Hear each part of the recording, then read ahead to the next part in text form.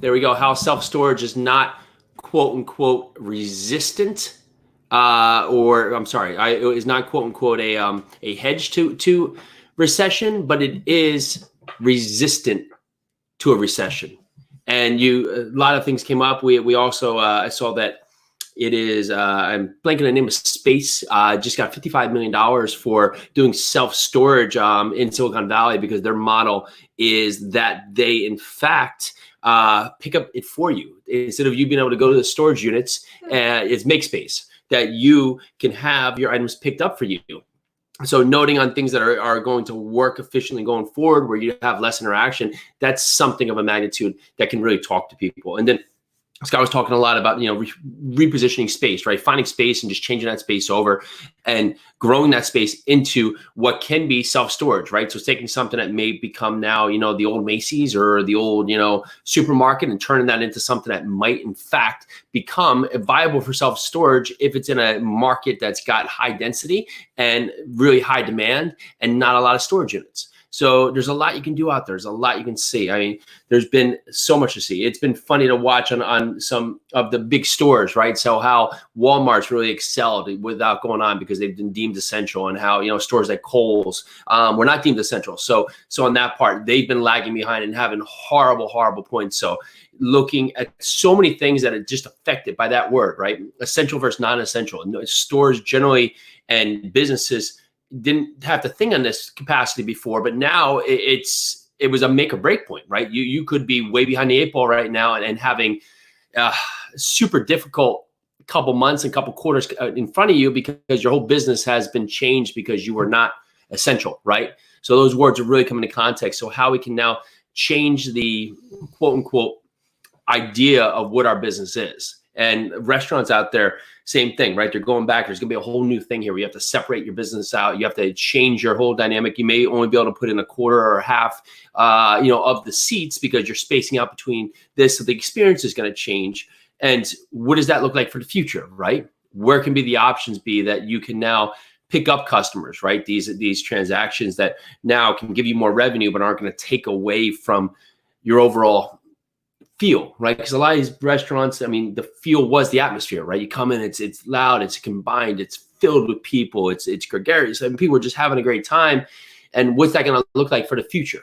What's that going to do for the dining experience? And what can restaurants do to transition into this new light, into this new age, and really just bring on new thoughts to their business? I was listening to something, and they were talking about how this cupcake place is actually crushing it because they have like a self-automated machine that they put fresh cupcakes in every day, and they're selling out like hotcakes, hiring people because they had this thing that was set up that's a touchless experience, right? So how is our whole moment in time going to change from connection to more touchless? And will that be good, right? Will that be a good thing? That's actually I don't want to say argument, but conversation that's going on in a lot of the social media groups that I'm a part of. Like, how does this change? How are we going to move forward in this quote touchless society? I mean, there's whether it's true or not, there are things like CDC guidelines going out, and I don't want to push something that's false, but there is going to be guidelines that's going to be going out for schools to open, for all these things to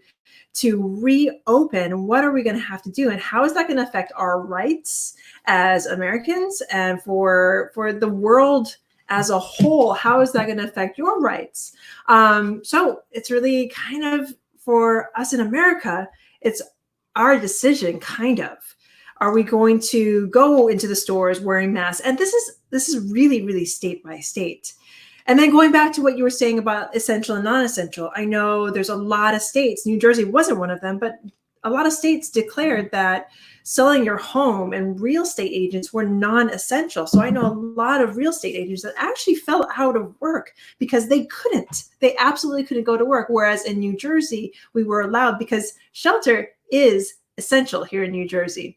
It wasn't elsewhere. So it really depends state by state, person by person. I mean, this is why we live in this country. This is why we live in the US.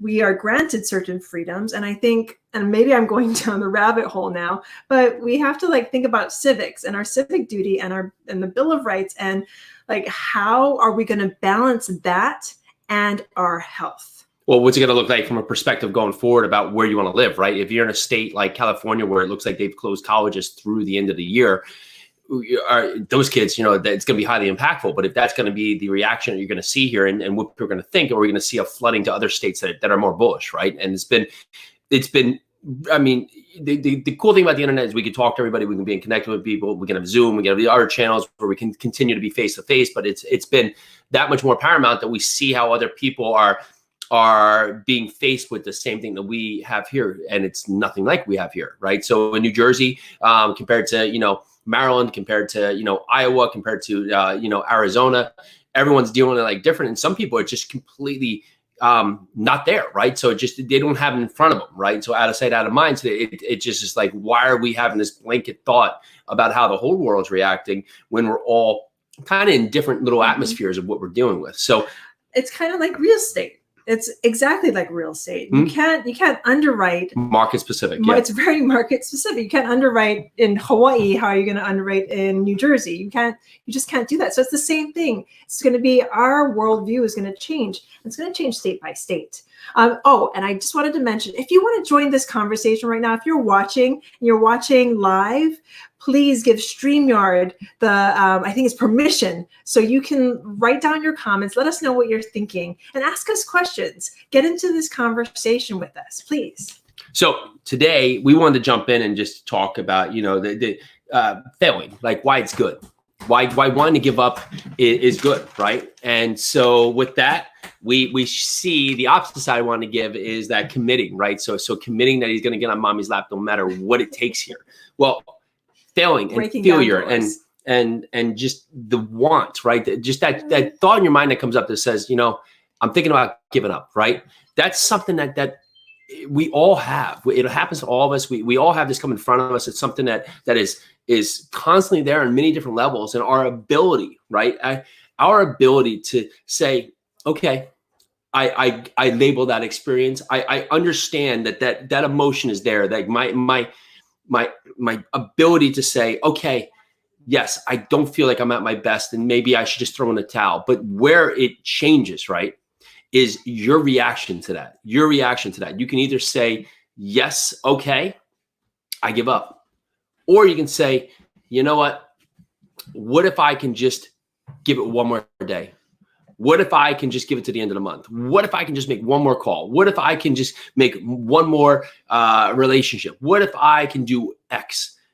And if you do that and you start setting your mind and winning against yourself, well, then now you're going to come out the other side, not only of a different person, even if it doesn't work, right? Because you have now pushed through the limit, and it's you. It's not others that are making you feel. It's you first, right? You have to win that battle against yourself. And some of us, it's a daily talk, right? We get up and we have to put ourselves in front because we have to push ourselves to that belief, no matter what anybody else is thinking. And most of the times it's us who stops us long before anything external stops us. It has to do with your mind. I mean, if you're going to be afraid of failing, then you're going to be afraid of beginning in the first place. So there was something in you that made you begin this journey, made you step into the position that you're at. So what was that feeling? Grab hold of it and keep on going with it. So, hi, Auntie Corey. So my Auntie Corey Ann has said it's a daily battle, and it is. And you have to remember, and I love my Auntie Corey, each person also is going through a struggle, no matter who they are.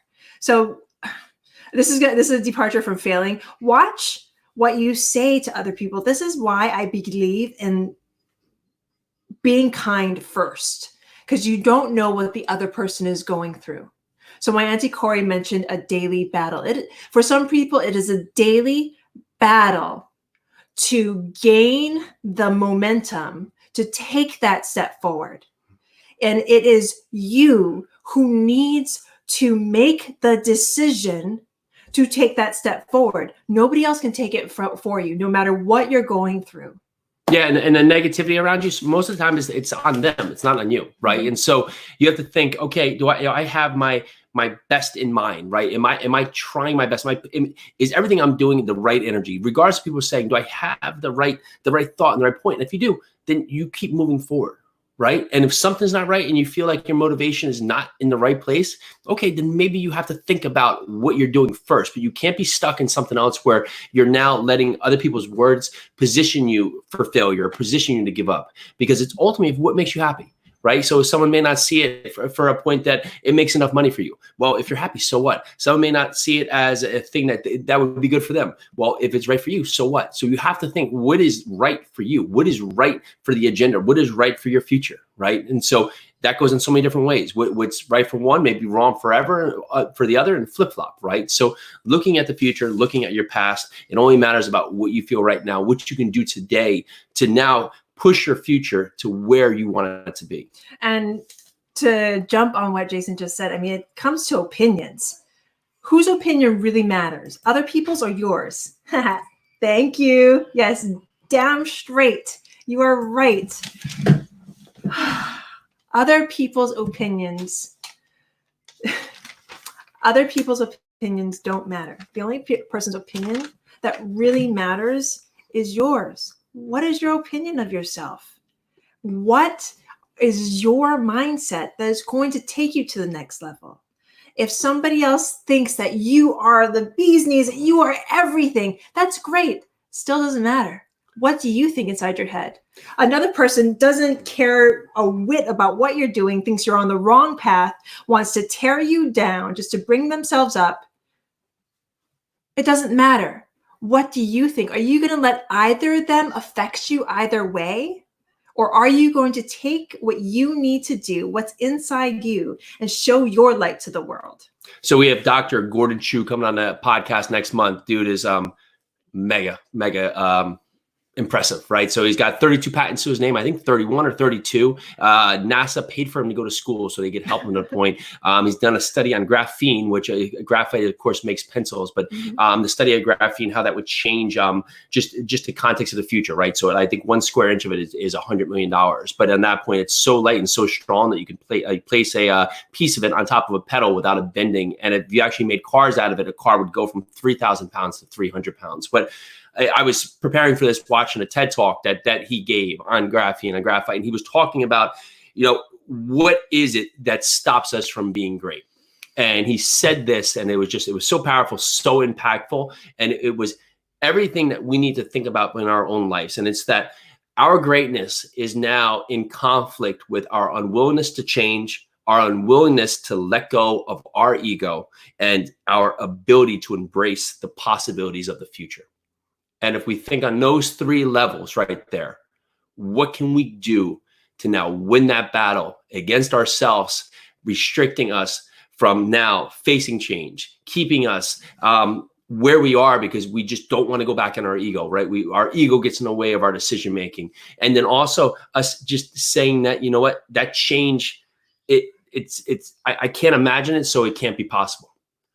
So today, if you look at what is in front of you, what can be that change that maybe you've been saying no to, but maybe it is that right path, that it is that right future, it is that right goal for us to do. And so there's Michael Villegas on. Michael, I was actually watching our My Map. So I had Michael put together this great map that if you really want to get dialed into market study, when we go into multifamily, we dissect the whole map and get very fluent on a map where if I've never been to an area, I can now feel like I'm living there because I'm very clear on, where are the path of progress, where's the comps, where's the household income. And it's super helpful. So Michael, thank you for putting that together. Still a valuable resource. So been super good week.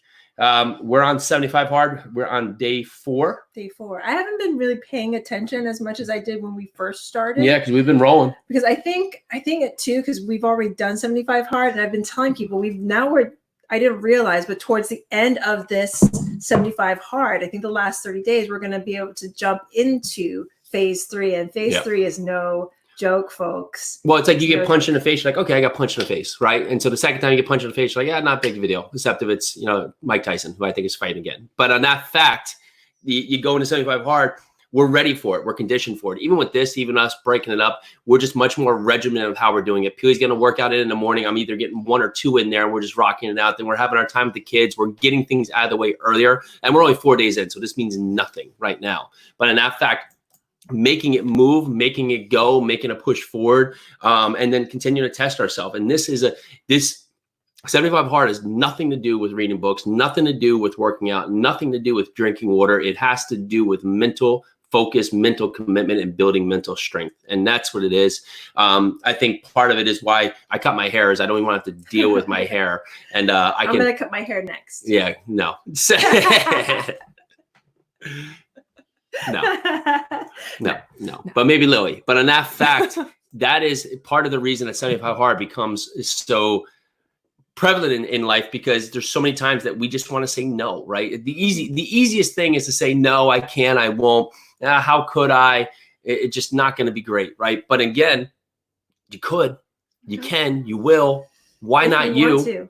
What would it be like if it was easy, right? Instead of saying, well, this is hard, well, what would it be like when it is easy? And it's us getting back to that kid thing, right? So Luke's trying to figure out the monkey bars, right? And the commitment is that point, right? And just these little things that are just scaring him, even though that he's hanging on the monkey bars and he's dropping down literally a foot because he's so tall now. Just the thought about hanging on one arm and dropping down a foot is keeping him there. And it's usually us holding on to that last string, because that little change, even though it's going to be the same result either way, keeps us from going, right? So what is the difference between failing and not doing, right?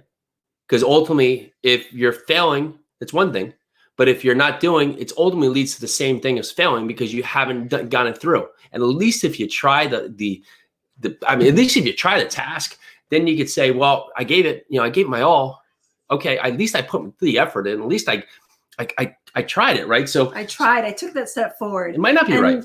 Maybe you failed. Maybe you realize that this is maybe writing that book or running that race or whatever it is. Maybe that wasn't for you. I've had amazing friends, and these are like athletically amazing friends, jump into 75 Hard, fail, and they're just like, it's not for me. I don't want to do that. I don't want to not drink alcohol. I don't want to drink a gallon of water a day.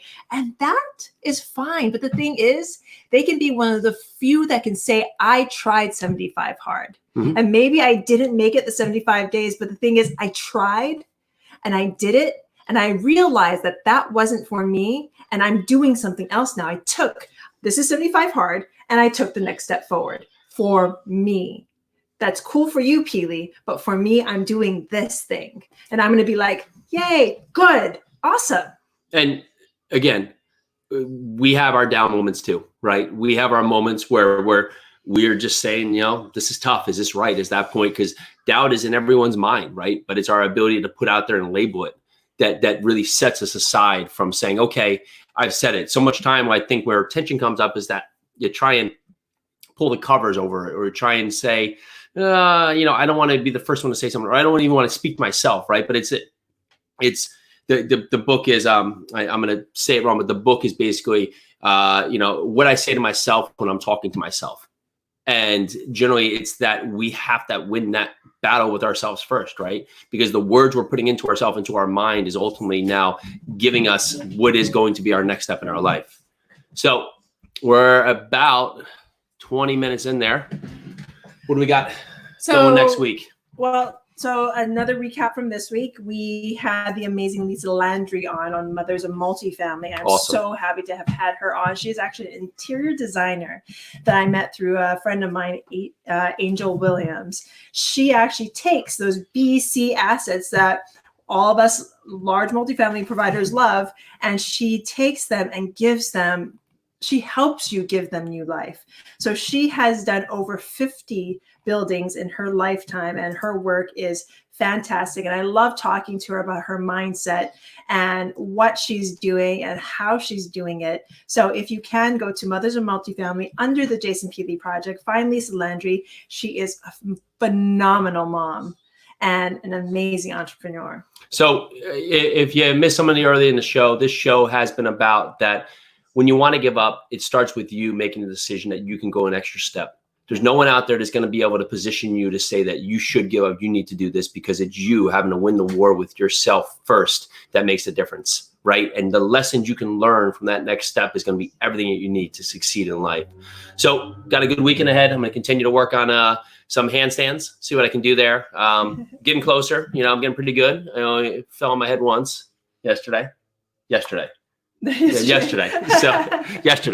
in that fact, we are and practice my forward roll. So if Justin, you're out there watching, so I can do a forward roll. I just choose to fall elegantly or like the WWE instead of that. So we are going to move now into the weekend. Everyone have a happy weekend. Monday's a holidays. We will be back on Tuesday.